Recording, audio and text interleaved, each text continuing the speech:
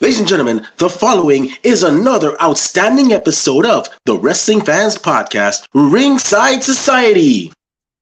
In one corner, we have the greatest thing on God's green earth. No, we're not talking about money, Mary Jane, or Popeye Spinach. He's the tranquil dart of Ringside Society, Delaware's greatest American hero. And whenever he goes to Taco Bell, he asks for a chief burrito because he loves the combination of chicken and beef. It takes two to make a thing go right. He's Rob Bass, and you are not. And in the second corner, we have that ocean crossing, straight up Boston, flight catching, shot glass snatching, travels for the passion, never to be stunting, fresh off a trip from the city of London, no cap, straight facts, the worldwide star boy, Remy Blue. But it's not about us. You see, we have a special guest tonight. You know, it's actually 1CW week because this week they're going to be having a special show featuring, many great people like Bobby Fish, former NXT superstar Bobby Fish. We have the reality era in the house, Adriana Mosley in the house, many people at that show. And we figured we would be remiss if we didn't shed some light on that and also interview somebody from that company, from that great company there in Delaware. So with that being said, our special guest tonight is a man who just needs one mic, one take to get it all down in one shot. Everybody, welcome to the show, 1CW wrestling ring announcer, JJ One Shot Dillinger. Woo! Thank you very much. Thank you very much. I appreciate you guys having me on. No problem. How you doing tonight, sir? I'm doing great, man. Doing great. Really good. Great. Being on this. I'm gonna tell everybody right now, this is my first podcast ever. Like I'm super stoked to be doing this. So thank you for asking me. Awesome. Look, man, I always say this, man. If we would interview a Howard Finkel, a Lillian Garcia, a Justin Roberts from AEW, Samantha Urban, who's killing it right now, why not a JJ Dillinger? The only difference between you and them, really and truly, is production. They got a big production team behind them. That's it. So why not interview the people, the men and women that are doing it without production? Because you never know where somebody's going to be in the future. Yep, definitely. I mean, if you don't mind, you said some really great names, but if you wouldn't mind, just real quick, Chad Spectacular, somebody independent ring announcer, fantastic. You got MLJ from GCW, absolutely one of the best I've ever seen. And not only that, my mentor, my heart, Larry Legend. Shout out to Big Larry Legend also. So wow, these are guys that I don't necessarily claim that I'm boys or anything with, but as far as people mentoring me that I've reached out to, and things like that, these are guys that are paramount and everything. And wow, what I get to do. Not only that, I'm trying to think. Bobby Cruz from Ring of Honor, another guy also. I forgot about him. Also. Bobby Cruz is absolutely fantastic. So, when it comes to ring announcers, one thing I try to keep on the forefront is, we are guys that have a voice. We have a lot of power sometimes with that microphone. I mean, anytime, if somebody really wanted to, they could drop something and just do something. But in saying that, to me, it's a responsibility that I have. I might be a little bit of a persona, but I'm not the star. Those workers, they are right. The stars. I just want to go out there and just put on the best I can to make those men and women look like absolute rock stars while they're out there, So those ring announcers that came before me have taught me that, You're right. But at the same time, it would be remiss to actually look over the fact that you are part of what I call the wrestling wheel. And with the wrestling wheel, the wheel of wrestling is what I call as I described it, is what makes it is what makes the wheel of wrestling is obvious pro wrestling, but there are many spokes in that wheel, many cogs that help make it go around. Ring announcers are being one of them. Now, let's say if there weren't any ring announcers, let's say none of y'all existed, right? We'd be going to the show, seeing two big guys, or as Rob likes to say, two big guys bumping meat, but we'd be seeing, Joe Schmo and Tony Jabroni, just battling it out. We wouldn't really know who their names are. Just see two guys or two gals, just, throwing haymakers at each other and whatnot. We wouldn't know what's going on. We wouldn't know where they're from. We wouldn't know what accolades they have. We wouldn't know who their company, who was accompanying them or what stable they represent. We wouldn't know any of that. So, regardless of whether we are at the events whether we're at the events live and in person, or whether we're at home from the comfortably watching it on our TVs and whatnot, y'all, the men and women, are the ones that actually give us an intro as to what we are watching. So although, yeah, you may say you're not the star, but in a sense, you are very important to the show. Thank you. Like I said, I mean, that's all I try to do is just present these men and women, at the highest standard. Not only that, it's more than anything, not only to put them over, but to put our product over, put our promotion over, and yeah, you know what, you're correct. I mean, I do my part, but I mean, more than anything, it takes all of us. I mean, that's really it. Like in those locker rooms, it's cool. It's a fraternity, it's a brotherhood, a sisterhood, whatever you want to call it, just getting together with everybody. We get to do our thing, So like I said, if I happen to be the one in the with the microphone standing up there, that's cool. But I know a real cool guy also that works a hard cam, and you know what? He's never on camera, and he does his thing too. So you know what I'm saying? Shout out Rob Bass. Yeah, Rob Ace is definitely a hardworking man, man. I know he doesn't, man, but man, it's definitely one of the hardest working people that I know, Yeah. that I've met. I always tell Rob, man, I tell him, him and Kathy, they're the ones that carry the show, man. Me, I'm just a guy that has the platform. That's it. It's really them that they're the ones that carry, the show. So yeah. But I gotta ask you, man, JJ, Let's do this. how Let's do it. how did your love for wrestling start, man? Like, how did it all begin for you? All right.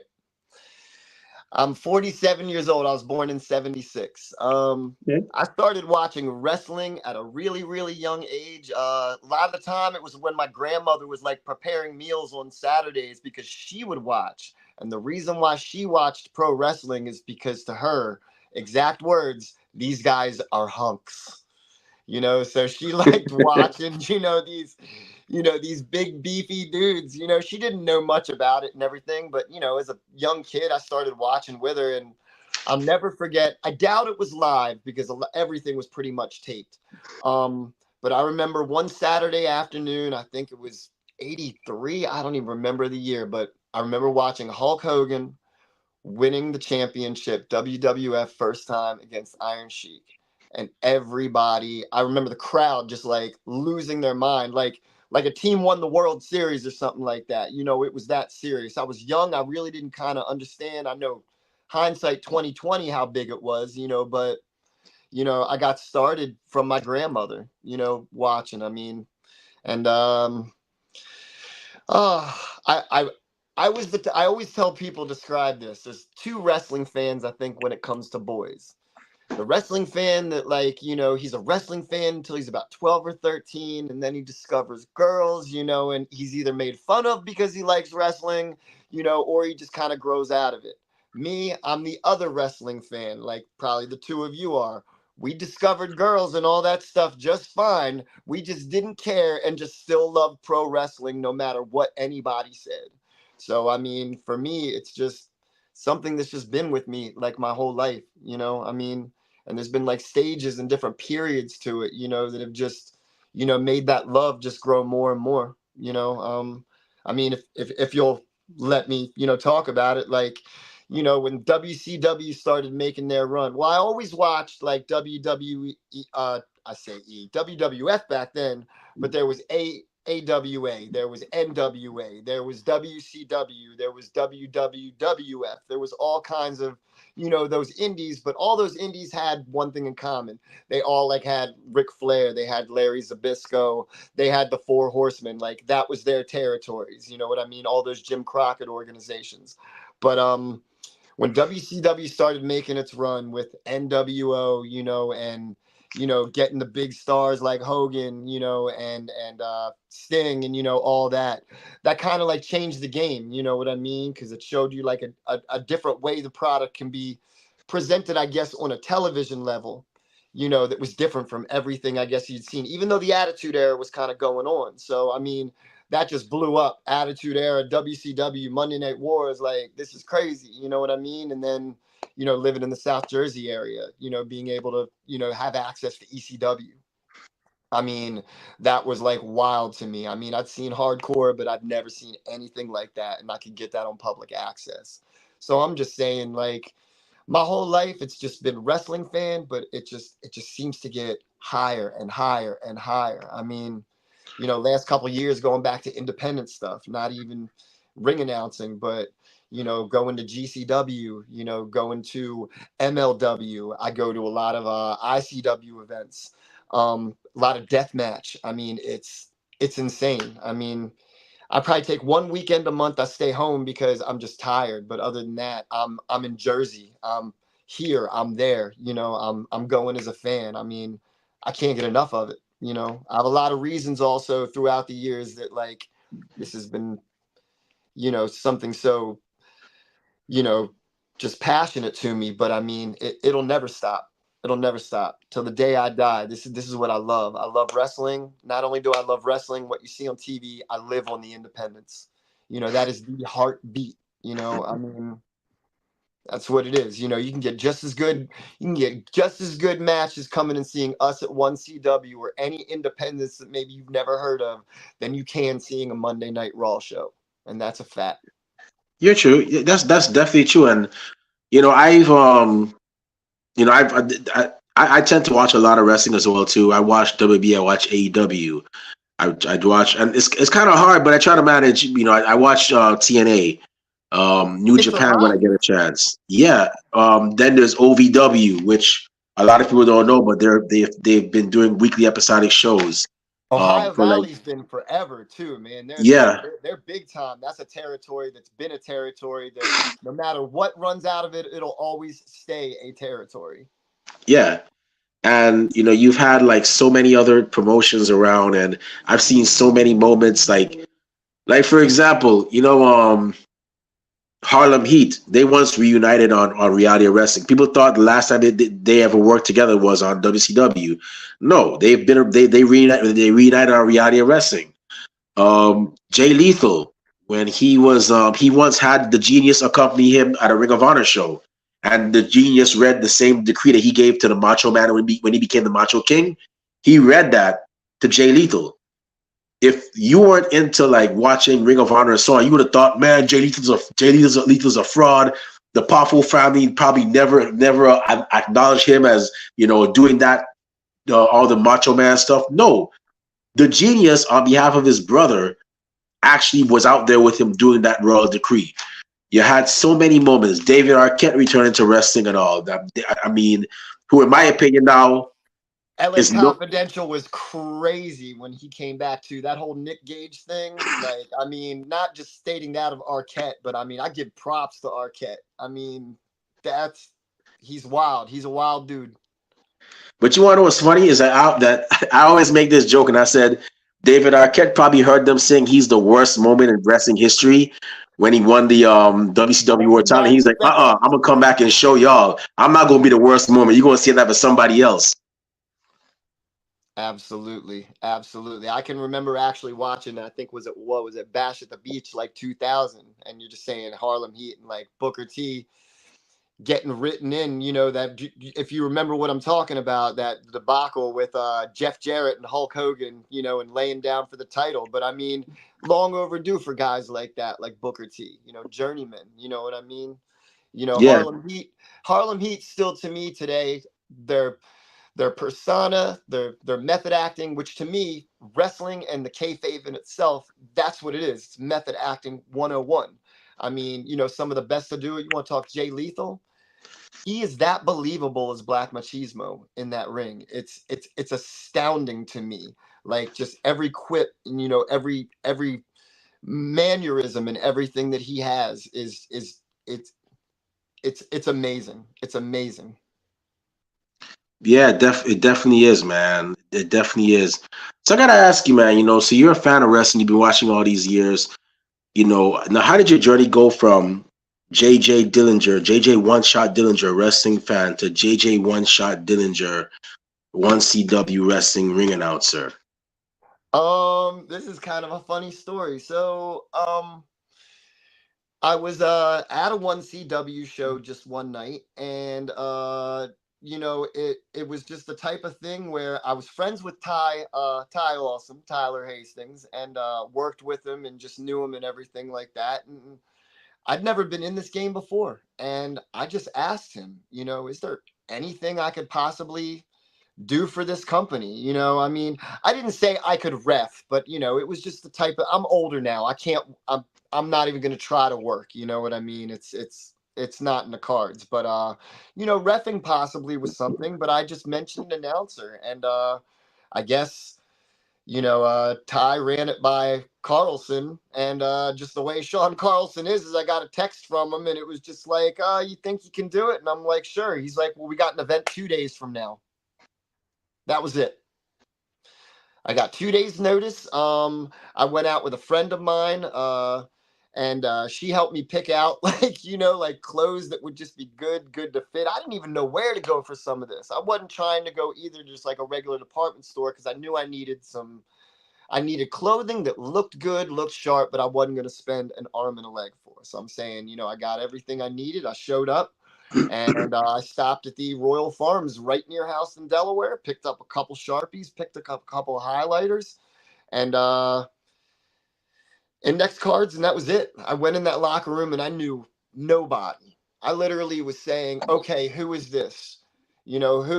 Shouting out names, but that's what I had to do for the first couple of events. Like I said, though, I've been to so many independent events and I've watched for so many years. I might not say I know everything about ring announcing, but I was extremely confident in myself that the cadence and just the things, to be done and not to do. And I knew people to talk to that, it was fine with me. I've been in bands. I'm not afraid to get up and do karaoke. So, I guess being in front of a crowd is not something that scared me. It's just, I want to make sure I get all of these names right. I want to make sure, I'm not swaying too much in front of the camera, because that's a nervous tick that I have when I can be up there. And actually, a lot of ring announcers have that. So it was nice to know that's common. But I had to teach myself and learn from scratch. And the only thing I learned before that is from like I said, all the people that came before me. And that's it. Oh, that's awesome, man. That's the story. That's really awesome.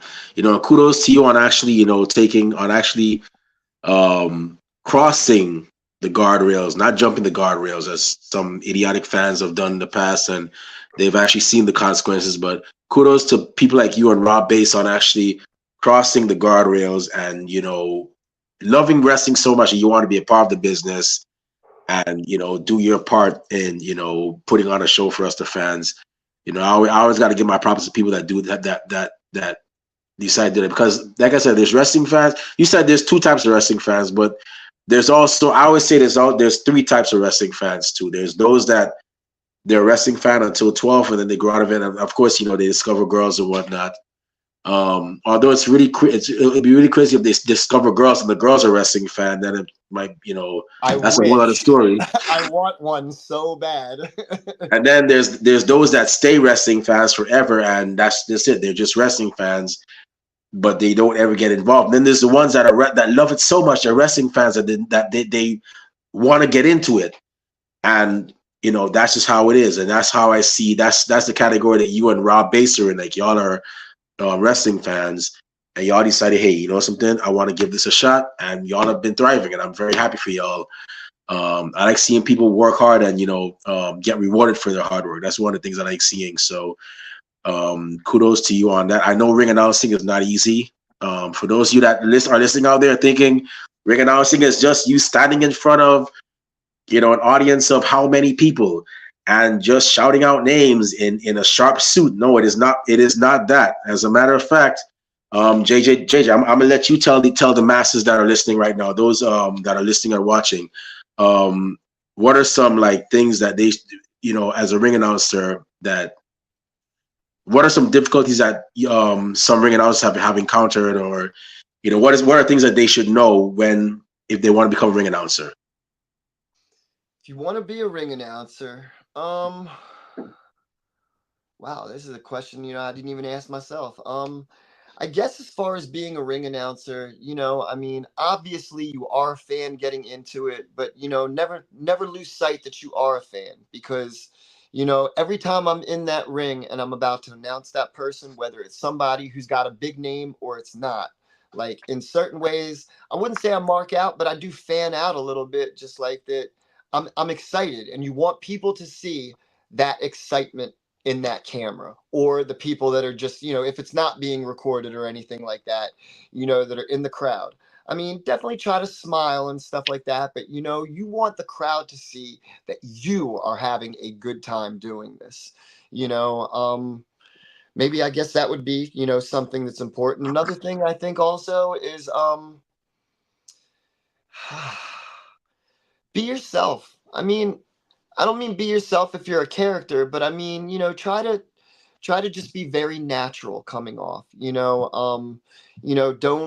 Don't try to overplay anything. I might know certain cadences and when I rise my voice and everything like that, but I don't try to like scream it out. I try to make it so that it's more of an announcement that's loud, more than screaming the names out. I got a lot more to learn. I mean, I know you're asking me all these questions, but I'll be completely honest, like there's so much more that like I need to learn in this. I mean, I'm learning as I'm going along, and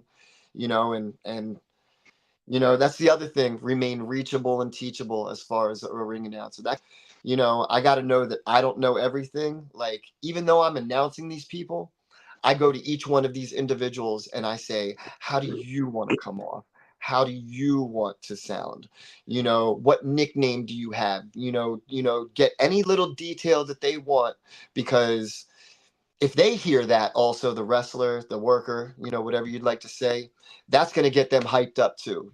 They're getting presented in the way they want to be presented. So just take direction, I guess. Enunciate your words also. Definitely make sure that you're very clear with saying things. And I don't know, I don't have too much more than that. Awesome. So for those of you, yeah, and like I said, we're all learning. We're all learning. I mean, and the thing I also say is that the reason why we're still learning, because the industry can change. There's a lot of change that happens. What may be good for this year may not be good for next year, and you got to be able to adapt and be willing to learn new things and so on. So I mean, hey, I've been doing this. Honestly, I've been in the podcast game on and off for like 10 years. Um, this outing, is we've been consistent for the last 5 years as a podcast, almost 5 years. So we're Wow.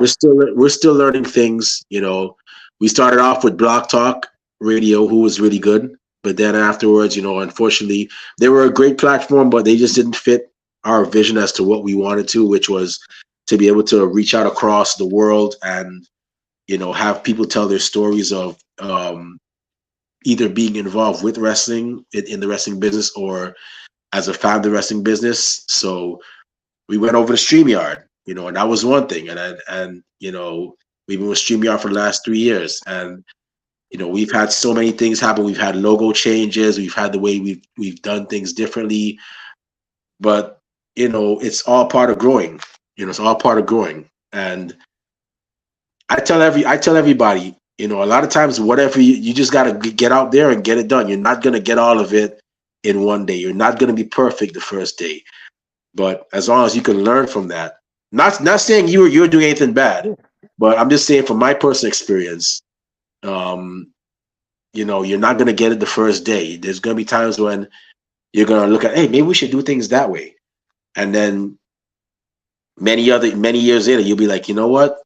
I'm glad we did it this way. I just wish we could have done it that way. But you can't harp too much on that either, because it's all part of growing. You just gotta learn from it, and just strive to get to the next level and be better at the next level.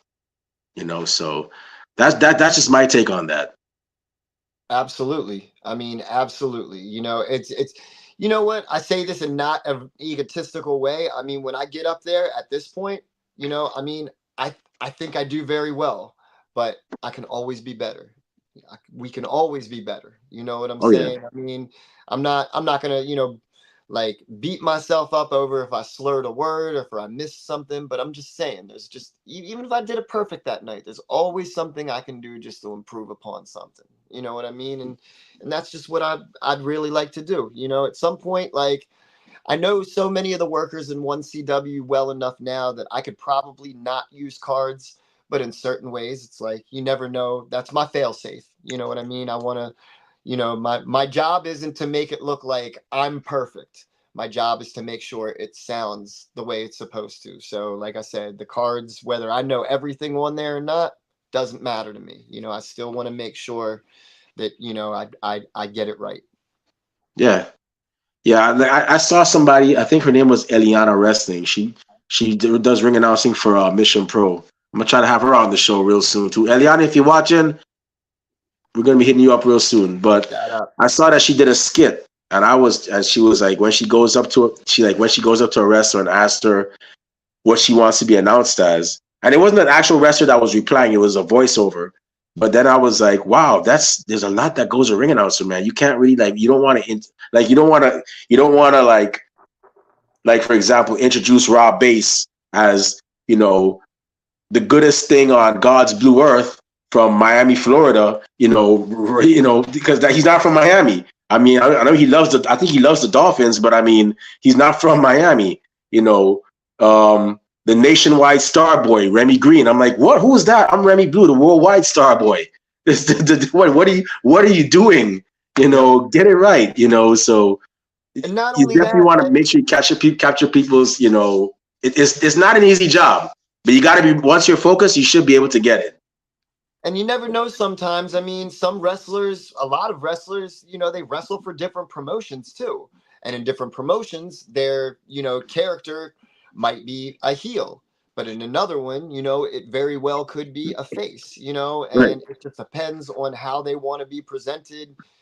I mean, what is it? Database cage match. I mean, you can look up any worker, any wrestler, and they'll have a million nicknames underneath them. I mean, they're not going by all of those at one time. You know what I mean? But my point is it's the type of thing where, let's say, we have a wrestler, let's say Chris Jericho walks through the doors of 1CW. We're just going to play a little hypothetical thing. I'm just saying he's had a million different names. You know what I mean? Maybe he wants to come to 1CW as the Painmaker. Maybe he wants to come as the Lionheart. Maybe he wants to come as the Ocho. My point is even though I know all these different things, it's not up to me to pick those. It's up for that, for me to ask that worker who they want to be presented as, at that time. So, it's definitely up to the discretion of them, but that doesn't mean whatever information that they don't feed me, I get up there and I'm gonna make that sound absolutely like it's the best thing in the world. For some reason, knowing how much Chris Jericho likes to play around, it wouldn't surprise me if he tells you, "I want you to announce me as all three, the Ocho Lionheart Painmaker." I'd be like, All three, there's more than that. He's La Champion. You know what I mean? He's La Sex God. He's man. I Like gotta I said, say, a lot of them just have so many names. if I could say one thing about Chris Jericho, and he reminds me of Madonna. Chris, please don't kick my ass if you ever see this. I know you about that life. I know you stand on business with them hands. He But would laugh. Chris Jericho reminds me of Madonna. And the reason why is because if you look at Madonna, she's music career. Madonna has been singing since the 80s. She has every decade that woman has reinvented herself and stayed relevant. Yep. Chris Jericho has been the same thing, stayed relevant. Like, I'm granted there's some others that have done it too, but Chris Jericho, he's been one I've seen that has actually been consistent with it.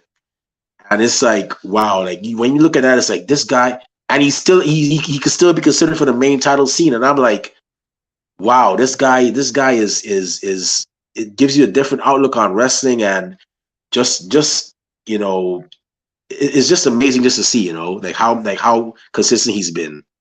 As far as on the big spotlight, as far as Chris Jericho and his whole career, I mean, my opinion, I mean, I know that people talk about the Mount Rushmores, you know, when it comes to, four people you would put up there as GOATs, greatest of all times. I mean, and this is me being honest. He's my number one pick that would go up there. I'm not saying I know all four picks, but he is the guaranteed one for me, for my likes and everything I've seen that goes up there. I mean, he's it. I mean, like you said, and it's not just necessarily just, his wrestling, I mean, it's everything. It's his promos. You said everything he's reinvented himself as. I mean, he comes off with ideas sometimes when you see them at first, you're like, either this is not going to work or this is the stupidest thing I've ever seen.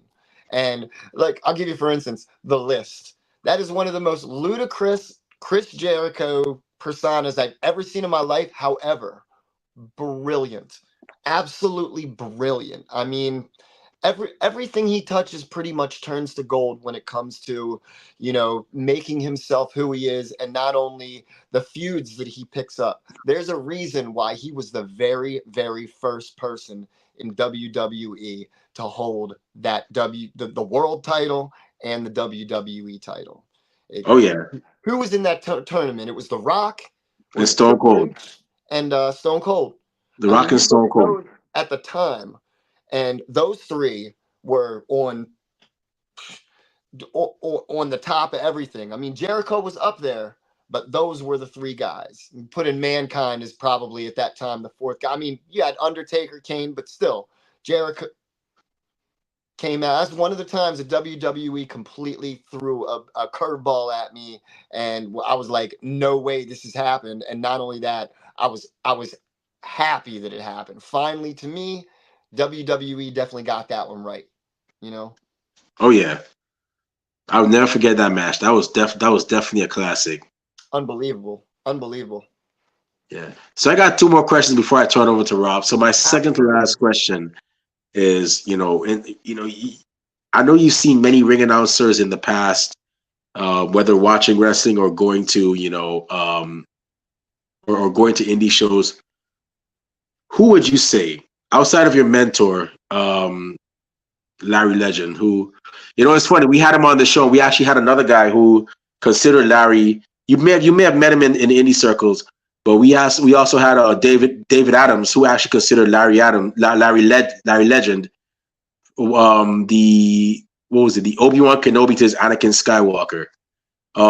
Who would you consider your inspirations in regards to ring announcers? Like, if you could give like four names, who would you consider like your inspirations?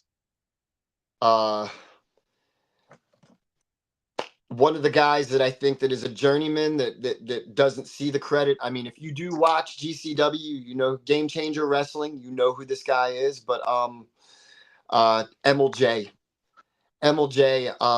absolutely fantastic. I mean, he's done everything from doing backstage stuff. He's done everything from doing commentary. Still does commentary, but one of the original, not only GCW guys, but CZW guys. I mean, where I'm from, CZW was king. ECW was king. Jersey is pretty much one of the last outlaw states, on the East Coast where you don't have to really worry about the gaming commission. So I'm just saying, MLJ, he's been front and center to see so much. Other guys that I've really enjoyed, classic, if you want to talk about Howard Finkel. You brought it up before. I mean, just that classic tone. I don't care who you are as far as a wrestling fan, you close your eyes. Not only can you probably hear that voice, but if you were to hear it and not see it, you know exactly who it is. I will ask, do they have to be ring announcers necessarily? No, no, no. No, you could. It could be anybody. Guys that I really respect in this game, Brett Lauderdale. the owner of Game Changer Wrestling. I met him once A actually guy that was a referee. in Uh, PWS. well, CZW also. I mean, the amount of matches that I've watched on just, like IWTV, because they do a lot of CZW. I've watched so many in the last couple of years. I mean, this guy was front and center, not only ringside. I mean, he wasn't ringside, he was in the ring with these guys, watching every moment, every tick, got a chance to buy jersey, I think it's Jersey All Pro Wrestling, and turned it into what it is today. I mean, somebody who, mad respect, not saying you're watching, but Brett Lauderdale, like, unbelievable human being, and to me does it for the right reasons. Trying to think other guys. Oh, this is gonna sound like such brown nosing. Somebody that I take a lot of direction from, that I love with all my heart, is Sean Hardy. Sean Hardy runs a promotion. You know what? I've seen a lot of people and how they can deal with different promotions, promotion owners, and not every single one of these guys are top guys. There's not a lot of people need to hear. There's a lot of shadiness sometimes in the wrestling business. Promoters, it's at the end of the day, it's still a business. We might be entertaining, but there's money changing it, this and that.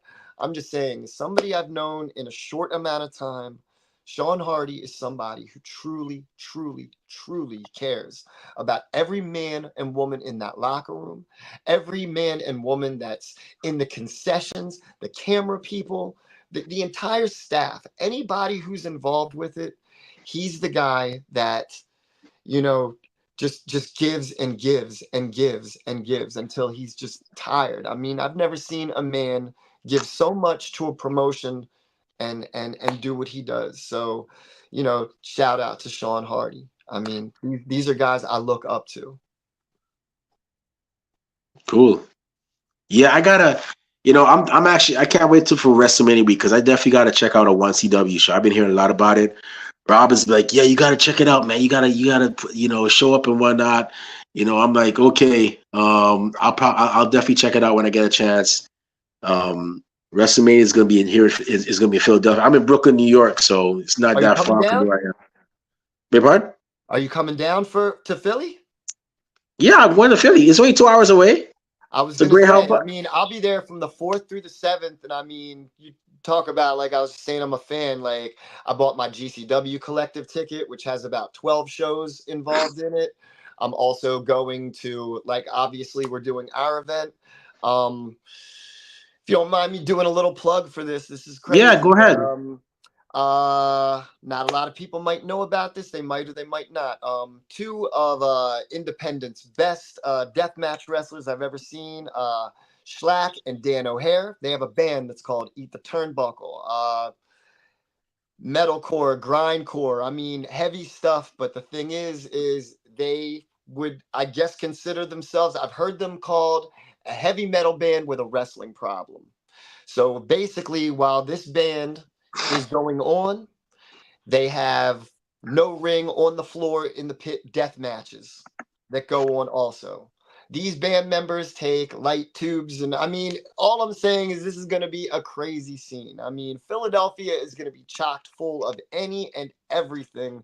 If you can't see the smile and the excitement that I have for this Mania week, it is on. I'm going to be exhausted after the 3 days because unfortunately I'm not doing actual Mania. It's just it's a lot for me. I love it, and I hate to say it, I'm gonna get a better view at my house. But I'm going to see Joshi Pro, which is Japanese ladies pro wrestling. Unbelievable, the best women wrestler in the planet. I believe come out of Japan. There's going to be For the Culture. Are you familiar with this? For the GCW does culture. For the Culture, and it is basically African American and men of color that put on a wrestling promotion, and it is absolutely fabulous. They also have Effie. Are you from? If you're not familiar with Effie, Big Effie Gay is on the Bash. Yeah. forefront.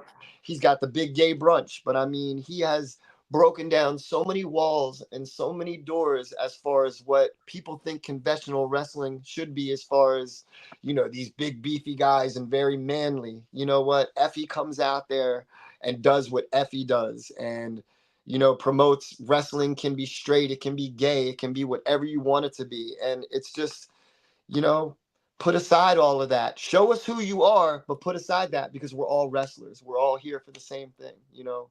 Wrestling unifies, and this weekend, you know, not only is it WrestleMania, but all these promotions coming together. That's what it's about, you know, making new bonds, you know, seeing new things that you haven't seen. So, not to take up more time, but you know, anybody who's listening, get down to Philadelphia and experience the wrestling that you will get only once in a lifetime.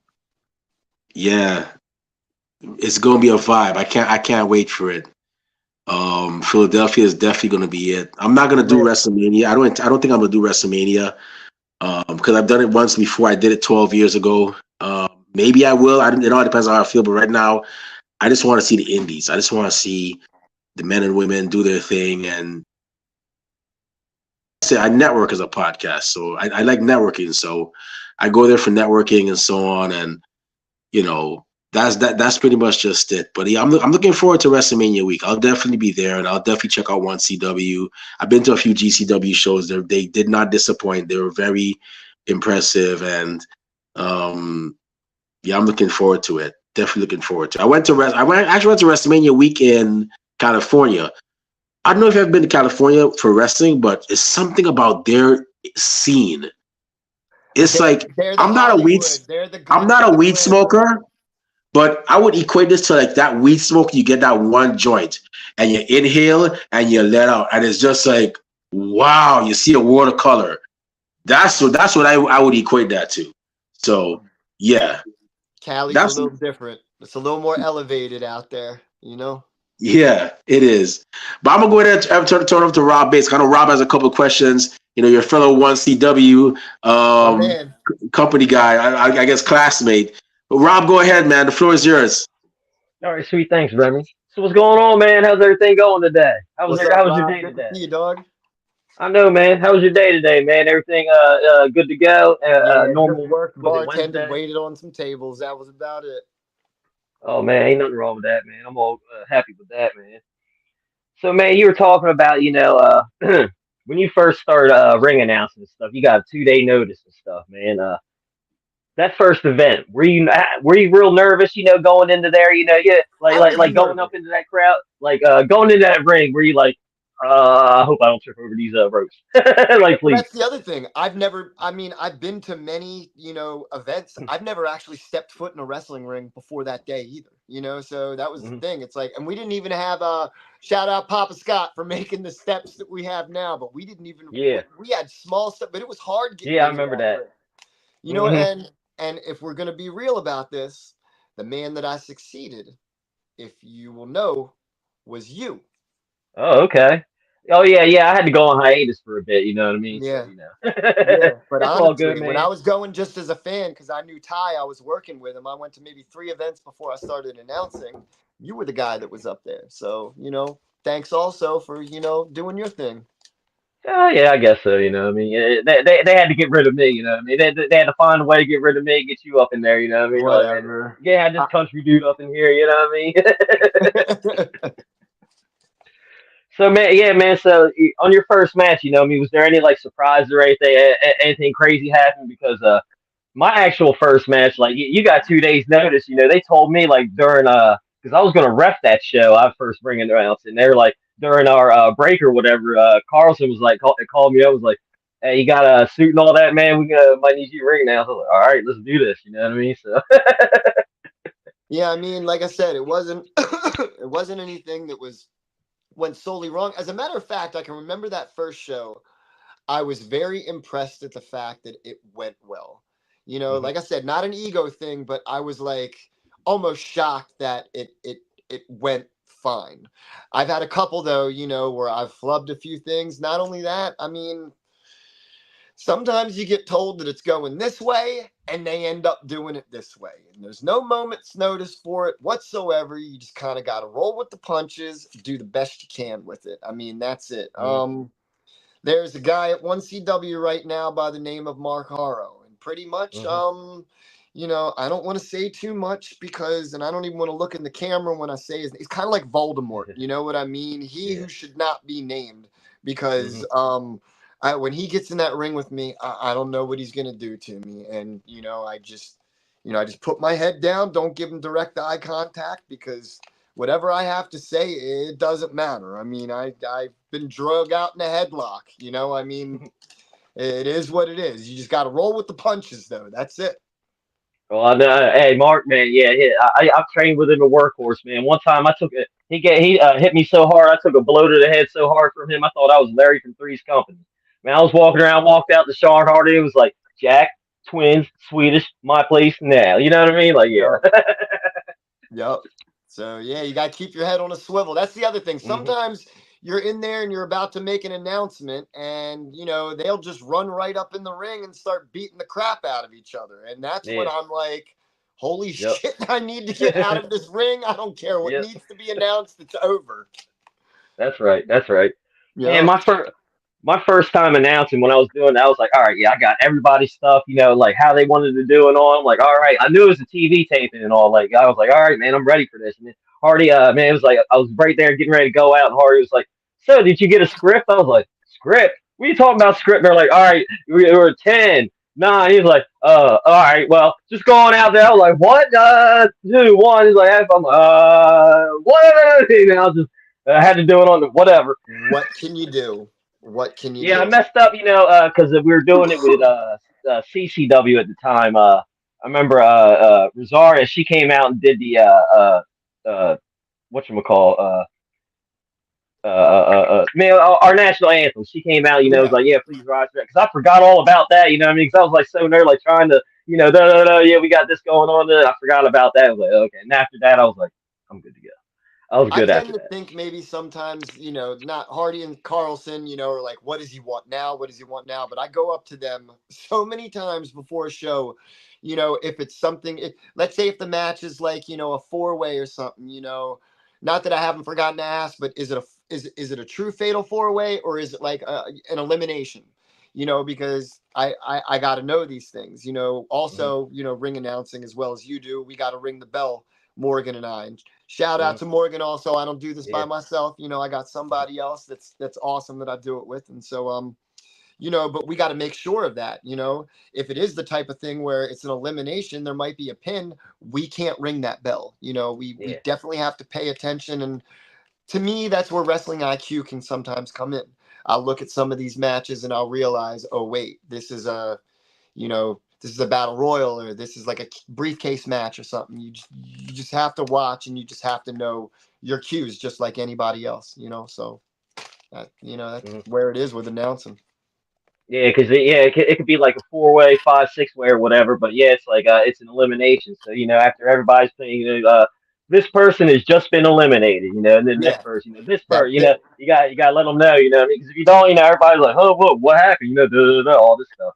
Exactly, and that's the other thing about ring announcing. Like as far as like championship matches, you always want to say that this is a championship match, or what championship it is for, or something like that. Because even though the people engaged in the crowd might know exactly what's going on, you have all kinds of people in that television audience that are could blur the lines. You know what I mean? And I try to do my best to make sure that the crowd knows exactly who is wrestling, what belt is being defended, especially like my favorite thing is when that title changes hands and I got that microphone, because I like Howard Finkel style. I like to do and new, I mean, it's great. It's great. Oh yeah, that's awesome. I remember, I remember I would be sitting in there, I'm announcing stuff, and I remember like some of the rest of stuff. People like, man, I can't believe you can do this, man. I couldn't do this and stuff. It's like, you're over here, yelling at the crowd, yelling at the wrestlers doing the same thing, you're like, it's no big deal to me, you know what I mean? Nope, it's good. Yeah, sometimes, if I'm ref or whatever, man, I might, mess with people, when somebody come out, like, man, this person's a big piece of garbage, just something like that, just, you're like, what? Yeah, you got to play the crowd and you got to play the people, you know what I mean? Like, a couple of our, when the style stable was big in 1CW, I made sure that when they came out to kind of like roll my eyes a little bit, because, that's what they're trying to do. I wanted to make it look like, oh, here we go again. You know what I mean? So speaking of the crowd, man, how about that 1CW crowd, man? What's it feel like, to get the love, and then sometimes, get their wrath. You know what I mean? Not that I'm saying you've gotten their wrath before or whatever. You Oh, know, I hear usually it it's from us some refs. of them. You know, whenever I ref or whatever, I get the wrath. But you know, like how you feel about that? I hear it That from once you know some you of them. crowd. Believe me, I mean, I'll take the hat off, man. I love, I tell them to go in and give me the Jey Uso. I guess Hmm. you can kind of see, what I got Yeah. going on there. But I mean, I Hmm. had a kid last week making fun of me, and everything like that. But to me, it's fine. That's what they're there for. How many times I go to wrestling events and you just talk shit. I mean, that's Hmm. really, what it is. That's what you kind of have a license to do when you are a fan. Don't say anything derogatory. We all know what you can and can't say, but I mean, a lot of the shows that we go to, especially deathmatch stuff, all bets are off in a lot of those. I mean, people say any and everything. As far as our crowd, though, I like our crowd. And the reason Hmm. why I like our crowd, because I wouldn't consider themselves, as far as, I hate using the term smart mark. When I use sometimes that term, I mean people that are really, really into, going to the independents, knows all the in and outs. To me, a lot of our crowd, they are wrestling fans, absolutely. But this is one of their family nights that they all get to Hmm. like come out to. For a Mhm. town that doesn't have one stoplight, and we're Hmm. drawing 250 to 300, sometimes more than that. All Hmm. I'm saying for what maybe some of the bigger independent promotions would be like, who are they? You Hmm. know what? They're not drawing 250 to 300, and the reason why is because, go back to Sean Hardy and Carlson. Building something that's for community. That's one thing that's super dope. One CW is all about community, but the community comes and shows out, man. Hmm. When I go in there before the crowd comes in, and they have little post-its on the back of all the seats, you know, it'll be the same name on 20 seats, which tells me that like a whole group Hmm. of people are coming all together. You know what I mean? This is their night. You know what I mean? And I think that's beautiful, man. I think a community that shows out and does what they do for this. Our crowd's cool, man. We're very family friendly. We don't do a lot of hardcore stuff. But my point is that's what it is. You can bring the 7-year-old to this. You know what I mean? Hmm. You can bring grandpa to this. You Hmm. know, the women can come to this. There's something for everybody. We got a good crowd, and it shows. Yeah, we got Diana that comes out there. You know, she loves her favorites and she hates her. You know, who she doesn't like. You know what I mean? And she You got to shows it. get her hug and a kiss from you every time, too. Oh, I know. Yeah. Oh man, yeah. I remember one time. I was refing, and it was when Hardy when he went to the heel. You know, started tie out for the championship. And you know, he was doing the little things, the screw job in house, and I'm over here like, what do you say? Waiting in the bell rang. I'm like, what? What? And Hardy rang the bell. You know, I'm like, man, I got emails and DMs like, were Oh, you in on that? And that's what I da. mean. There are some that take this seriously and they don't like their Yep. boys messed with at all. Uh huh. It's Oh yeah, crazy. yeah. After the show, it was like, it was like, did you have anything to do with that? I was like, no, no, no. I'm trying to take these chairs out. You know what I mean? I had Yeah. nothing to do with it, man. You see me, I was confused. You know what I mean? Look at it when it comes out. You know what I mean? Don't beat me up, please. And I'm just saying, like, from I'll tell you what, from somebody who's working with 1CW and also a fan, like, one thing that's crazy is we are definitely like amping things up this year, like big time. I mean, some of the people that we got coming, Hmm. definitely like the people we got coming this, for February 3rd. But I also know a few other people out there that are going to be coming for March show. You don't want to miss out on that either. I'm not at liberty to say right now, but I mean, it's wild to me. 1CW is definitely making more of a name for itself. I know that anybody can throw money out there and get anybody they want, but I tell you Hmm. what, the guys that are coming to see us and the girls that are coming to see us are coming because it's a venue to it's a new venue to be seen now. Hmm. It's awesome. Like this event we got coming up, it's gonna be crazy. It's gonna be crazy. Plus, I heard we're like the highest rated show on Delmarva Sports Network too. Plus, I've heard that too. You know, more people tune in to watch us than Prime any time. than high school football, high school basketball. You know, whatever stuff is going on. You know, whatever sports are going on, all that. We're Yep. number one. That's what I've We're, heard. So I'm like, we're rolling. And like I said, they gave us a primetime slot too. I mean, we were just like yeah. Saturday mornings with a few repeats. I mean, now they're Hmm. putting us on with like, I think we're after game of the week. Yeah. Yeah, I think we come on at 9 on Mondays, 9 Yeah. p.m. Monday. Yeah. Yeah, I wish they would have done it on a night that's not when Raw is on. Yeah. But I'll digress on that one. Hmm. Yeah, but you can, yeah, even if you do miss it, you can always go to Yeah, DelmarvaSportsNetwork.com and check in, all past episodes. You know what I mean? on See demand. what's going on. You know what I mean? Yeah, so we good to Yeah. go. So speaking of this Saturday, man, like you were saying, man, we have some stuff going on this Saturday. It's like, man, first off, you know what I mean? Yeah, we got, Bobby Fish, he's taking on Ranch Hand Carlson. Carlson is the man that you always say he's the man that taught me how to control a room with just the sound of my voice. You know what I mean? That match is going to be awesome. We have Ty Awesome, with the for the defending the 1CW Pro Wrestling Championship against the world famous Cheeseburger. World Now talk famous. world famous, like yeah, man, like yeah, these matches we got coming up, man. Can The I can fans don't I know how lucky they are. can I say three more names actually that we Oh have? yeah, go ahead, man. Yeah, as Okay, much not as you only need to. that, I mean, coming back for another run with us, we got Brittany Blake. Brittany Yeah. Blake, unbelievable wrestler. I've been watching her for quite some time now. She's 11 years in the game. Uh, Holds two titles right now in the independents, multiple title holder. Not only that, seen on AEW. She's also been seen Hmm. MCW, locally Maryland Championship Wrestling.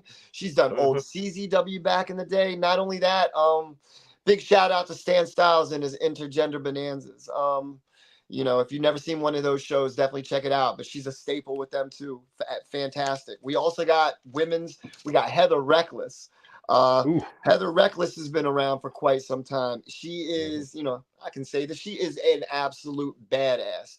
She's done everything from Impact, Warrior Wrestling, GCW, Glory Pro. She's done AEW. She holds 4 independent wrestling titles right now, and 2 of those titles are in one promotion. I mean, absolutely, absolutely killing the game. And the other one we got, Journeyman. We got the Greek god, I do believe, Papa Don coming out for this one. Hmm. I did a little bit of research on this guy. I can't even name all of these promotions that he's done in the 26 years that he's been wrestling. Absolutely insane. Some of the big body of work he's done was ECWA. I think, what is that? East Coast Wrestling Association. Yeah. A Yeah. lot of our guys have been through the halls of that and held, I don't even want to say how many titles. I looked on there and there had to be at least 20 titles he's held in his lifetime. Not only that, he's gone back as far as doing NWA territories, which to me shows me a lot that this man has put into work. You know what I mean? So we got a Hmm. lot going on for this show, not to mention all the 1CW staples that you're gonna have, wrestling. I mean, this is truly gonna be a big night. Big night. Oh yeah, it's going to be a long night too because not only are doors opening at 5 o'clock, we have pre-show matches starting at 5:15. So it might be when the fans' best interest, get there early, so you don't want to miss out. I think we're having 3 matches before the main card, so whew.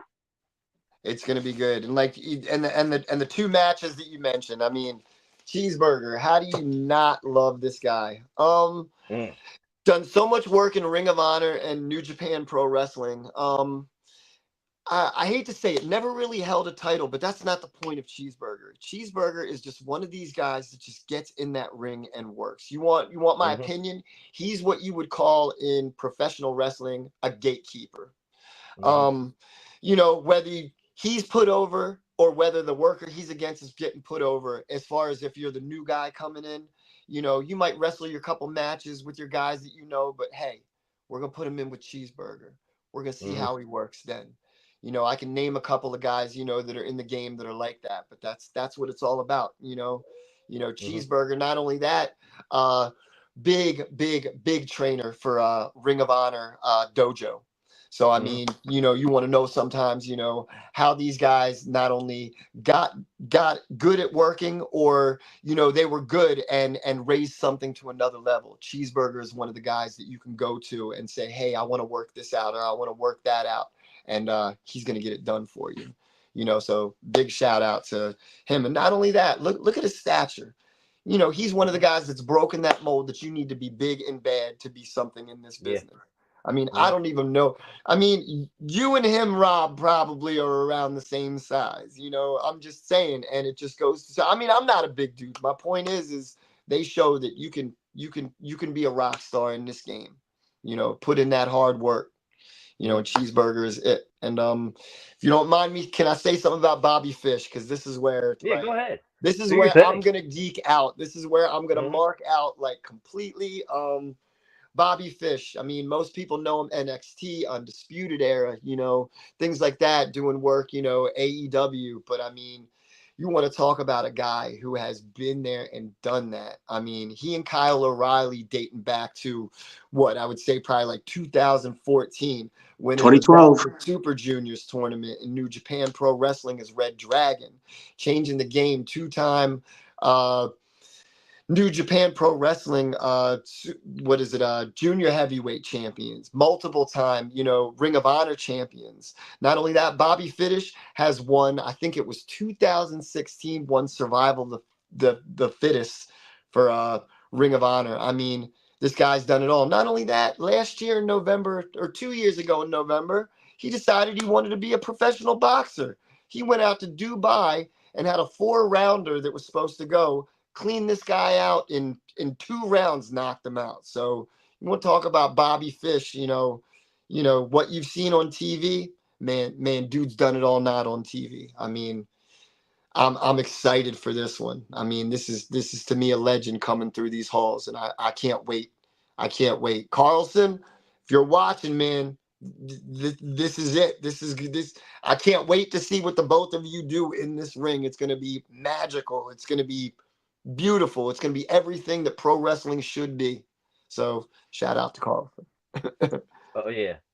Yeah, that's awesome. Yeah, I'm glad he's coming there too, man. I'd love he's somebody I'd love to meet. You know what I mean? I want just like chat with. Plus, he's doing a little seminar beforehand, so I think all the spots are filled up. But yeah, if you got a chance, to get in on that seminar, oh man, that'd be awesome. If you're a professional wrestler, what I mean, just pick his brain. You know what I mean? Just oh man, that is awesome. Unreal. Yeah, Unreal. just the amount he would know, and just he's probably forgotten more in his pinky, the nail of his pinky than most people would even know in their whole life. You know what I mean? It's like, and he works. I mean, you look at those guys in there and see how just technical they can be. Well, I put him as a singular person, but a lot of the body of work that he shines so hard is when he was with Kyle O'Reilly, and to see these guys just work off of each other. I mean, it was unbelievable. I mean, they're one of the reasons why I started watching New Japan in the first place, like really hardcore. I mean, Trent Beretta and Rocky Romero going up against Red Dragon, Red Dragon going up against Matt and Nick Jackson, the Young Bucks. I mean, it was, they brought to the forefront a lot of these guys, and especially Bobby Fish, making headliners out of the guys that you would say are just juniors or just a cruiserweights or something like that. Not to step into something, but you look back at WCW, so many people remember NWO and this and that. When I look back at it, the best matches were those undercard ones where it was Dean Malenko, where it was Chris Jericho, where it was Billy Kidman. You had these guys that weren't the big guys, but they just put on the show of shows. Same thing with Bobby Fish. That if Fish is on the card, you're gonna get it every time from him. Yeah, I'm glad you mentioned Dean Malenko because anytime anybody's in, he was one of my favorites too, man. I love any match he was in. I was always watching him, Perry Saturn. Oh man, Even Jericho. Yes. Oh man, when they were all in ECW and stuff, like they would. My mom, when I was 16 and I could get my license, my mom would let us go to like ECW shows there in Delaware. She wouldn't let me and my brother and I go to Philly. She was like, I don't know about all that. But they come here to Bell State. Wesley College. But, yeah, you all can go there. But anytime they were there, man, they would put on a show and stuff. You know what I mean? Yeah. Other guys that they had then, like if you remember, like Tajiri, super crazy. Taz. Legend, Jushin Thunder. Honestly, I mean, crazy. If you ask me, Jericho at that time was one. Mhm. If you ask me the biggest mistake that was ever made, and I know that some people may disagree, but the Eliminators should have never split up. They should have never split those guys up. John Cronus and Perry Saturn. I don't know what Ted Turner and the guys were thinking, but if I were in charge, I'd be like, "You guys are a package deal. We want both of you in here." Because just imagine, could you imagine the Eliminators going into the ring in a WCW ring and hitting that total elimination on a Scott Hall or a Kevin Nash, or Yeah. hitting it on a Harlem Heat out of nowhere, running through the crowd, hitting total eliminations on everybody. That move was one of the best moves I've ever seen, and I think they should have never separated those guys, man. They should have been kept together. They were all a crew, when they came in, and it's not that I'm not didn't mention in the same breath Benoit. I'm just saying, I have certain opinions as far as not his body of work, fantastic. The only thing I can ever remember about that is Paul Heyman one time did an interview, and he just said that there were three people in the room and only one person had the actual choice. And like I said, I think White Pegasus, Chris Benoit, when it comes to the body of work, with Dean Malenko, those were guys that all came up at this time. Like I said, it's not that I didn't mention his name, but we know the story. Not to bring Mhm. into anything this or that, but these were all the guys, like I said, that I would watch 3 hours of Monday Nitro. And you got the main event, you got everything at the end and everything like that. But those first matches that would come out would be, here's another one, Psychosis, Juventud Mhm. Guerrero. I mean, Rudy. these guys were studs, like Jado and Gato coming over from New Japan and doing work over there. I mean, and people would be like, who? Or other people would switch the channel at that time and go watch Monday Night Raw. You know what I mean? But those were the guys, man. Technical as can be, off the ropes. Mhm. Who was it? Malenko, man of a thousand holds, man. You ask anybody like today, a Zack Sabre Jr.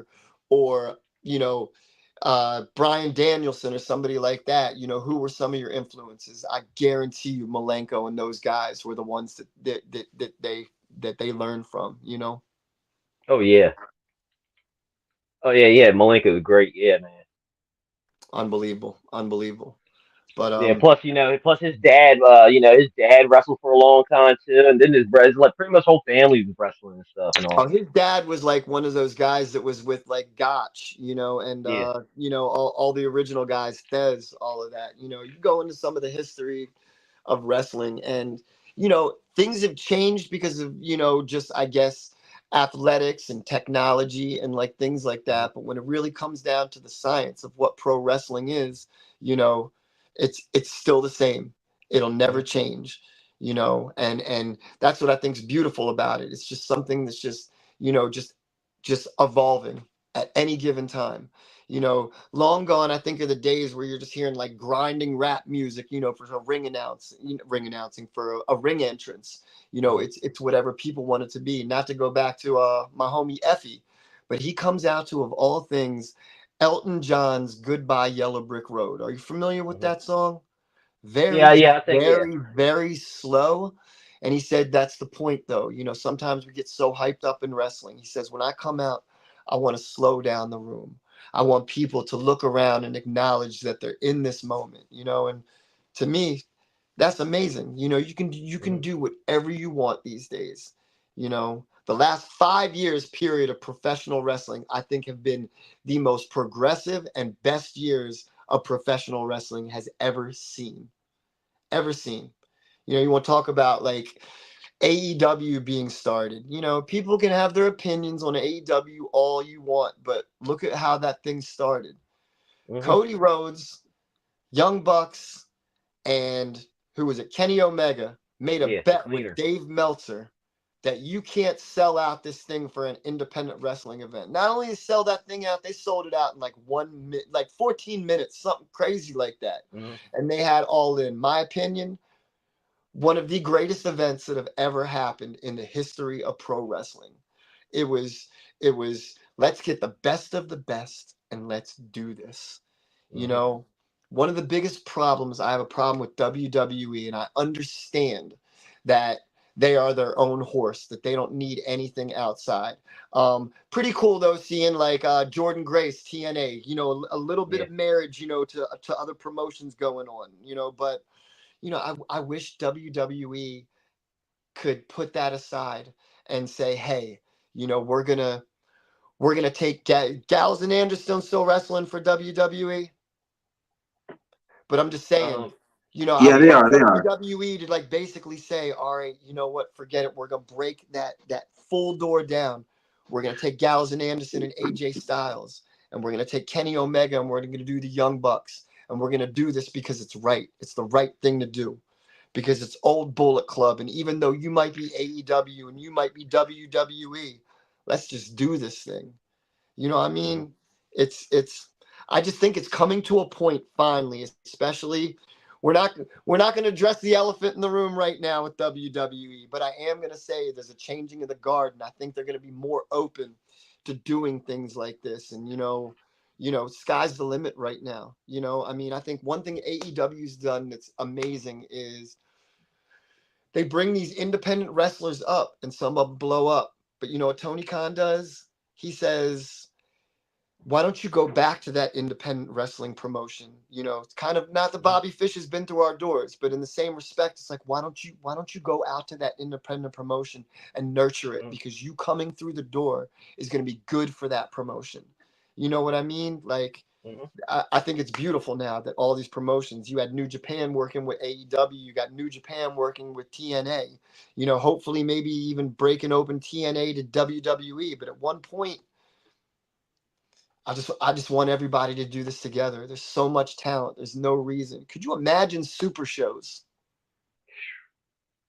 Could you imagine? Yeah, I know that would be awesome. That would be awesome. Kind of like what we're doing on WrestleMania weekend, man. We're combining four promotions together, man, and we're having one big super show. Absolutely. Like shout outs. What do we got? Three legacies that we're doing with. We're doing with is it Wrestling Independent. Wrestling Independent, and Yep. it's We got AAW. Dino's Is it promotion. All Star Atlantic? I Yeah, Atlantic forgive All me, Star. Dino, and any of the boys if I miss, but I'm just saying everybody is top notch on this thing. Hmm. So getting put. That's what it is. We're a super show. That is exactly what it is. You know. So I mean, everybody listen at home. Little plug. Got tickets left. Come on out to Philadelphia. It's only a little hop, skip, and a jump. Yeah, we're actually in Woodbury, New Jersey. I think That's we're right. just right across the bridge. We're only like 10, 15 minutes away. We're like It's right funny I there. don't say that. I'm originally from South Jersey, and Woodbury literally is just right over the bridge. Pick one of the two, Walt Whitman, Yeah. or you can pick the Ben Franklin, but you're going to be right there. You Yeah, know, yeah. My aunt, she lives in Cherry Hill, and that's where I'm I from. know all about over there. So That's where I'm from. yeah, Actually, I got my room right in Maple Shade and Cherry Hill. Actually, I didn't even want to stay in Philly. You know, that's right. if anybody wants a little tip, also stay in Jersey. It's going to be a third less of what you're going to pay in Philly. Hmm. And if you drive in Jersey, you got to make a right turn everywhere. You know what I mean? They love their jug handles. You know what I Jug mean? handles, no left turns. Yep, No left turns. that's right. Stay off the turnpike. Oh yeah, man. Yeah, I always mess with my aunt. You know what I mean? Ever since I started driving up there, I'm like, oh man, I always gotta make a right turn, man. If you don't live on the left side of the road, do you? Oh, going to development and stuff. It's like, oh man, you know. Yep. Yeah, learn how to do it right. I Definitely. know. Yeah, that's right. So before I pass on back to Remy and stuff, man, I do want to ask, when you're not wrestling and stuff, man, is there anything, any new movies and TV shows you watched or you've seen lately? Because I'm always trying to find something new because I'll start watching the same things over and over again, like comfort shows, like Supernatural or Archer or X Files stuff like that. You know what I mean? Like, yeah, yeah. I'll So get I actually watched vulnerable here. Ted. I watched Ted, so that was cool. I'll get vulnerable here. I mean, I do watch little shows here and there. The most recent thing I watched, Netflix has got a show called American Nightmare. It's a 3-part series about a kidnapping of a girl, blah blah blah, like a docu-series, 3-parter. It was really good. I enjoy watching those. Not that it's been a while back, Tiger King. I'm just saying, those docu-series they do are not just documentaries. There's always Yeah. just like something crazy involved. I like watching those, but like I said, I'm gonna get vulnerable here on you. One of the shows that I really like to watch a lot, I'll give you two of them. I watch a lot of old reruns of Antiques Roadshow. Antiques Roadshow. Yeah, I my know mom. this sounds I've absolutely seen a comedian crazy, talk but about that. there's the British version and the American version, and I think Yeah. it's crazy what people just have and they bring in, and it's like, it'll be like some Lalique glass, vase or something like that, and it ends up being like $10,000. I mean, I Yeah. just think it's amazing just what people sometimes have lying around, or even family heirlooms they know probably are expensive, but they bring them in, Mhm. they get appraised. I just think it's super cool. And the other thing I watch a lot of Iron Chef. Okay. I love watching the Iron Chef. I would like watching these two guys go at it making crazy food. And I watch the Japanese version a lot too. I mean, it's dubbed, but I mean, it's food that I probably could never eat. But over there, you know what I mean? It's everyday, occurrences to use shark fin and, crazy stuff like that and bugs. But I just think it's wild, just to see what people can create, So, I mean, comfort stuff for me. And to be honest, also I watch a ton of wrestling. Me and you were Mm. talking, Remy, about how you try to keep up with AEW. You try to keep up with not only AEW, you're trying to keep up with 3 shows from AEW, trying to keep up with 2 shows from WWE. If you're watching NXT, you're talking TNA. I mean, man, I keep up with so many damn promotions that I'm watching at least 4 hours of wrestling every day, and that's no lie. Every single day. I mean, there's something I got to catch Mhm. up on. There's something, that it's just it. Wrestling is life. I know that, I'm JJ Dillinger, and I might, in some ways also be, another person, as far as something else. But I'm saying, as far as life, to me, wrestling is life, man. I find so much beauty and so much passion in it. And, it's everything. But check out some Iron Chef. It'll do you good. Mhm. That's right. Yeah, man, I like that show Chopped and stuff, man. I watched it. I Yeah, haven't I seen it in a love all while, man. I've that. watched Chopped and stuff, man. Same thing, Except they have 4 people, it's like you know, It's a what gauntlet. is it? Appetizers, lunch, dinner, and then dessert. You know what I mean? It's a So yeah, gauntlet, man. yeah. And then Antiques Roadshow, my mom and dad will watch that, and I'll go see them or whatever, and they're watching it. And I'm with you, man. Sometimes you're like, somebody like, well, they got this painting over here or whatever, and they're like, oh yeah, this This thing was isn't like during the painted day. by This is at Picasso. It's night. worth like 20,000. You're like, what? Yeah, you're talking comfort stuff you were saying too. That's just something like at the end of the night, especially I fall asleep with a TV, and Mm, it's so sometimes do I. monotone and it's just easy. I can just sit there and sometimes my attention span goes from one to the next. So if you're doing 3-minute spots on a necklace and then something on I can keep track of it. You know what I mean? Mhm. Yeah, I remember I seen a comedian once. He was like, "Man, I watched Antiques Roadshow," and he said, "I want to see somebody go on there, stand in line, with this old rusty fork that they found in their drawer or whatever." It's like, yeah, hand it to the person. It's like, oh yeah, it was hard to open up my drawer. You know what I mean? I finally got it unstuck and stuff. And it's old and rusty. It's like, yeah, it's not. It's worth like 5 cents. See, it says Kmart on there, and then, oh man, thought. Yeah, they definitely don't put people on there. They do have people on there with reproductions though, because Yeah. no, I'm not going to get Hmm. fully into it, but yeah, this is some of the things that I like. I mean, also I'm a big Star Wars fanatic, so I definitely watch a lot of stuff on Disney. I love Bad Batch.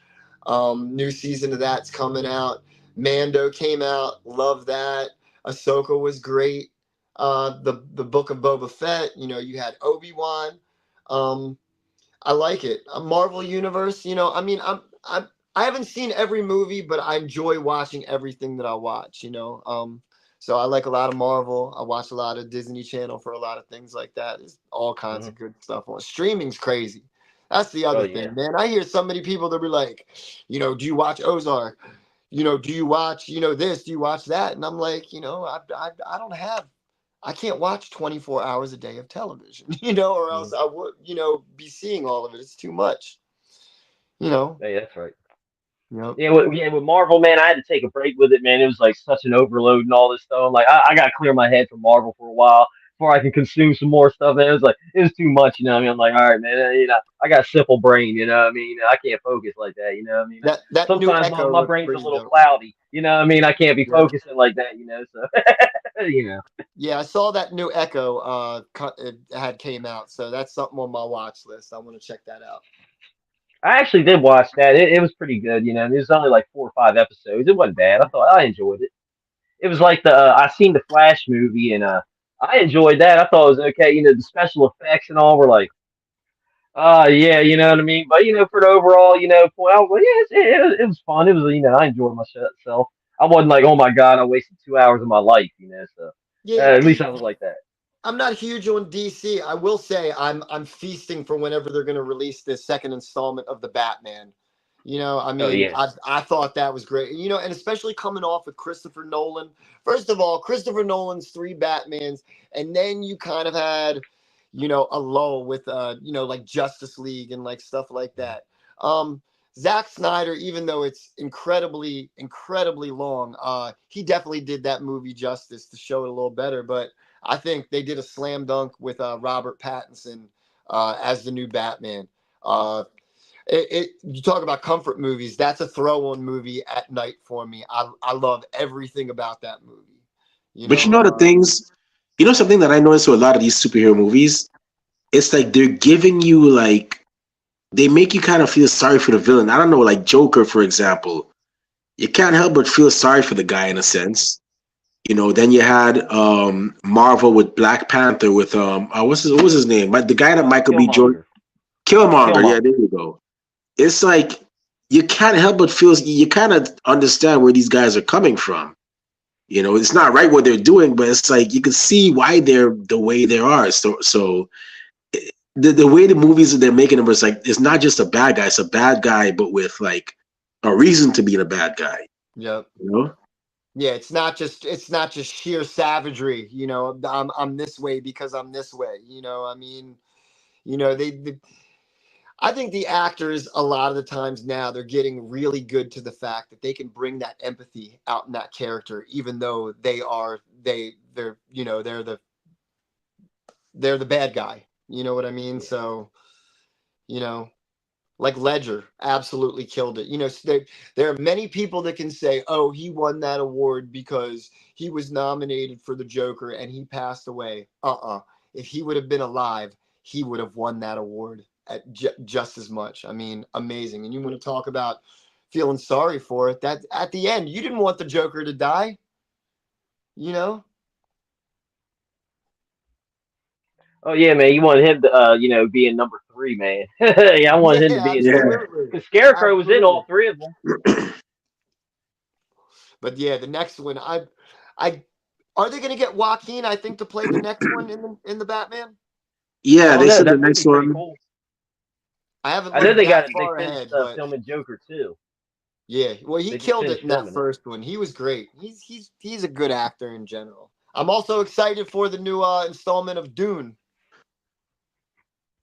Oh, they got a new Doom movie coming out. Absolutely, absolutely. Okay. Who is it? Is it, how do you say his name? Timothy Chalamet. Yeah. Chalamet. Okay, I know who you're Yeah, the talking guy about. I that know who played you're talking about. Wonka. I was gonna say I saw that recently too. He did a great job in that, man. I'm digging him, man. I can't wait to see more stuff from him. That's right. That's right. Yeah, man. Yeah, I definitely have to check some of that stuff out, man. Yeah, I'm always trying to find something new, man. But before I pass it on back to Remy, I do want to say, you know, thank you very much, you know, taking time out of your busy schedule coming on and chat with us. Man, I had a blast. It's always great, man, chat with people I know, man. It always feels hard for me to, you know, talk with people I know on here because, you know, it's like, man, I see you like every month or whatever at the shows and all that good stuff, man. So, but, you know, I'm glad you came on, man. Had a blast, man. I wish you nothing but the best and kicking butt in all your future endeavors, man. And no bullshit. When I come through that house and fire department, I'll see you, man. You're always one of my favorite people to see, man. So on Oh, a yeah. friend level, shout out, bro. Love you. Thank you. Eh, Absolutely. Thank you. JJ, thanks for like I said, like Rob said, thanks for taking time out to do this. We know it was last minute, but we really truly appreciate you. Still taking the time to be a guest on our show. Before we shut it down, where can fans find you on social media when they want to find out where your next appearances, purchase JJ Dillinger merchandise, and where can bookers and promoters find you? that that's coming. It's funny you said that. Won't name any names, but I was told last month that I need to start stepping more into the social media game. So right now, JJ Dillinger, I'm just on Facebook. Um, But I have a liaison. I'll even give him a shout out. His name's Alex Castillo, runs a little cool company called Vinyls and Violence, brings the love of records and wrestling together. But he is a social media whiz, and we are going to be getting started on X soon. We're going to get started on Instagram soon. Lots of comment, cutting promos, doing a lot of filming while I'm there sitting ringside for a lot of these things. Because, everybody sees it from the crowd, but I just think it would be fun, to maybe have some up and personal, close and personal type stuff. So, this is my first month with the JJ Dillinger page, but we're getting a lot of stuff started. So, right now, just Facebook, but more to come. Stay tuned. Awesome. So y'all heard he's definitely on Facebook. Go ahead and give him a follow. And, like I said, 1CW this weekend, February 2nd. You got Bobby Fish. Oh, February 3rd. My bad. Okay. February 3rd. You got special guest Bobby Fish is going to be there. A lot of great men and women are going to be there too. Definitely go ahead and check them out. Support your local indie promotion, man. That's where a lot of your future WWE and AEW and TNA superstars come from. It's right there from the indies. Yeah, and also, make sure you cop some merchandise, man. Make sure when y'all go to these events, you purchase some merchandise, man. That way, when you go to one of these big times, when that person you buy the T-shirt from gets signed by one of these big companies, and somebody goes and they're like, "Hey, I got such and such's new T-shirt." You can be like, "Yeah, well, I had their T-shirt from when they were on the indies. I'm a real fan." It's always good to support somebody from when they're starting out on their journey. So definitely go ahead. That's one way you support indie wrestling, is copying the merch as well too. And with that being said, it's about time for us to shut this show down. It's been a vibe, but my eyelids are getting heavy. My stomach is drumming. That means it's time for dinner and a nap. Maybe not in that order, but before I partake in those activities, Raw Bass, the Mel Gibson to my Danny Glover, the Riggs to my Murtaugh, and the Sean Spence to my Burton Guts. So where can fans find you on social media when they want to talk wrestling, find out where your next appearances, purchase Raw Bass merchandise, and where can bookers and promoters find you when they want to book you for their shows? You can find me on Instagram and X at Rob_Base82, Facebook Rob Base. This Saturday, you can catch 1CW, all the guys and gals up there. We're putting on a spectacular show. You can even catch our guest here tonight there. He's going to be, ring announcing all the good stuff. JJ Dillinger, man. We got, the world famous cheeseburger. We got, Bobby Fish. You all need to come out and support the show, because it's going to be, you don't want to miss out on it. If you do miss out on the show, you can catch us on DelmarvaSportsNetwork.com. You can catch us on Delmarva Sports Network if you're in the Delmarva area. I forget what channel it's on, 202, 203. But yeah, even if you don't have that, just go on to online, DelmarvaSportsNetwork.com. Catch all of our old shows, get called up. You can see everything that's going on right now. So yeah, definitely check us out. You just gave me, when you heard world famous cheeseburger, you just reminded me of an old school movie, Good Burger. And I wonder how it would be if somebody did a skit dressed up as one of the Good Burger guys and approached Cheeseburger. I wonder how that interaction would go. Whew, man. I think 30 minutes where dude was like, "Man, I got these cheeseburgers." In the independent circuit for a little while, there was a guy that I know of, and he was actually one of the fans. But he dressed as a hot dog every single time he came in. And one of my thoughts, what you're saying, Remy, is I wish I could be at an event where this kid was dressed like a hot dog and have Cheeseburger come out, and you'd have the cheeseburger and the hot dog. There was a guy. We had a guy. Hot Dog Starks. Yeah, okay. I have seen that. That's true. Yeah. Burger versus hot dog, book it. Yeah, they were actually a tag team at one point as well. Hot Dog's been to 1CW a few times, man. Yeah, he's awesome. He's been on the show too. That's awesome. Yeah, I met Hot Dog before. Really cool guy. Yeah. So, but hey, if y'all want to follow, for those of y'all listening, if y'all want to follow me on Facebook, or if y'all want to follow me on social media, not that I say a lot of cool things, but I do go to a lot of cool places. I just came back from London recently. You can find me on Twitter, or X as they call it now, and Instagram at the Remy Blue. It's all one word. You can also find me on Facebook under the alias Remy Blue. Our podcast is also on social media. We're on Twitter. I keep calling it Twitter. X. I don't know where they got that name from. The X and Instagram at Ringside Society. Facebook, we're on Facebook as a Facebook group. Twitch is Ringside Society 2019. We're also on Spotify, and we're also on Teespring, where we sell official Ringside Society merchandise. We have t-shirts, tank tops, hoodies, long sleeve shirts. Just check us out. We got different designs, more designs coming. And last but not least, we have a YouTube channel. There you go. Buy the merch. And last but not least, we also have a YouTube channel where we have great interviews like this one, like the one we had with Adriana Mosley, Sean Carlson, Sean Hardy, many great men and women from 1CW, many great men and women from all over the world of professional wrestling. You can find them right there on our YouTube channel. And it's really simple. If you want to see all those interviews, all you got to do is go on YouTube, type in Ringside Society, and once you see that really oh so good looking dark blue and light blue yin yang sound with the blue films around it, that's when you know it's us. So make sure you subscribe to all our videos because we got a lot of cool stuff coming up and you don't want to miss a thing like Aerosmith in 1998. But as a matter of fact, Rob Bass. Rob, should I tell him who we have tomorrow? Yeah.